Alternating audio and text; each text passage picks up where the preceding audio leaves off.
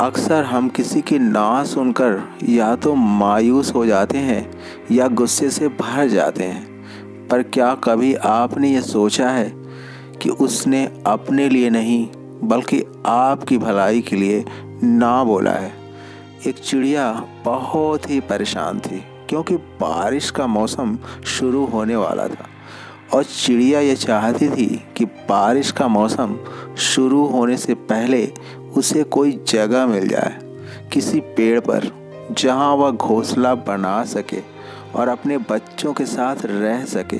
चिड़िया बहुत इधर उधर घूमी और ढूंढी कि कोई पेड़ मिल जाए जहां वह अपने घोंसले बना सके, लेकिन नहीं मिला। कुछ दूर और जाने के बाद एक नदी दिखाई पड़ी। नदी किनारे 2 पेड़ थे। चिड़िया बहुत ही खुश हुई और पहले पेड़ के पास गई और पेड़ से पूछने लगी, क्या मैं तुम्हारी शाख पर एक छोटा सा घोंसला बना लूं जहां मैं अपने बच्चों के साथ रह सकूं? तब पेड़ ने कह दिया, नहीं। चिड़िया बहुत दुखी हुई और वहां से चली गई और दूसरे वाले पेड़ के पास जाकर पूछने लगी वही सवाल, क्या मैं तुम्हारी शाख पर एक छोटा सा घोंसला बना लूं और अपने बच्चों के साथ रह सकती हूँ? उस पेड़ ने हाँ कह दिया। चिड़िया बहुत ही खुश होकर अपना काम शुरू कर दी और घोंसले बनाने लगी। कुछ दिन बाद चिड़िया के 2 बच्चे भी आ गए। चिड़िया बहुत ही खुश थी और बच्चों के साथ रहने लगी, लेकिन कभी कभी उसके मन में यह भी आता था कि उस पेड़ ने मेरे साथ बहुत ही बुरा किया। भला उसका क्या जाता अगर वह मुझे छोटा सा घोंसला बनाने के लिए अपनी शाख पर जगह दे देता। कुछ समय बीतता चला गया और अचानक एक दिन बहुत जोरों की बारिश होने लगी। नदी और तालाब सब भर गए।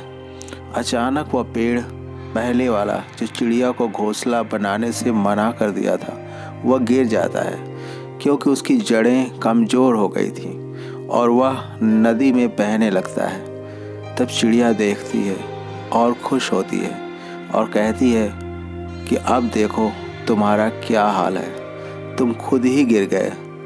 तुमने मुझे घोंसला नहीं बनाने दिया था, शायद उसी की सज़ा तुम्हें मिली है। तब पेड़ कहता है कि मुझे मालूम था कि मैं बूढ़ा हो चुका हूँ, कमज़ोर हो चुका हूँ, मेरी जड़ें कमज़ोर हो चुकी हैं। शायद इस बार मैं बारिश के थपेड़ों को नहीं सह पाऊँ। इसी वजह से मैंने तुम्हें मना कर दिया था कि मेरी शाख पर घोंसला न बनाओ।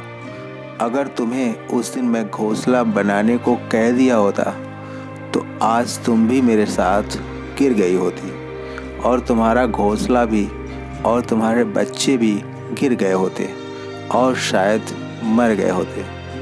फ्रेंड्स, कभी किसी की ना में हमारे लिए भलाई भी छुपी होती है।